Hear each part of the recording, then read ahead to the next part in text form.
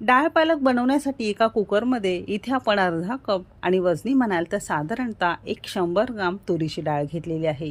तुरीची डाळ तुम्हाला जर चालत नसेल तर मिश्र डाळी सुद्धा तुम्ही इथे अर्धा कप वापरू शकता। मिश्र डाळ कशी तयार करायची फोडणीच्या वर्णामध्ये तुम्हाला मी दाखवलेली आहे, त्याची लिंक खाली डिस्क्रिप्शन मध्ये दिलेली आहे, तिथे जाऊन तुम्ही बघू शकता। आता ही डाळ 2 ते 3 पाण्याने स्वच्छ आपण धुवून घेतलेली आहे। आता यामध्ये इथे आपण 2 मध्यम आकाराचे किंवा मोठा असेल तर फक्त 1 टोमॅटो तुम्हाला रफली चिरून घालायचा आहे। त्याचबरोबर इथे आपण 2 ते 3 हिरव्या मिरच्या अशा मोठ्या तुकड्यांमध्ये चिरून घेतलेला आहे। हिरवी मिरची आवडीनुसार कमी अधिक करू शकता।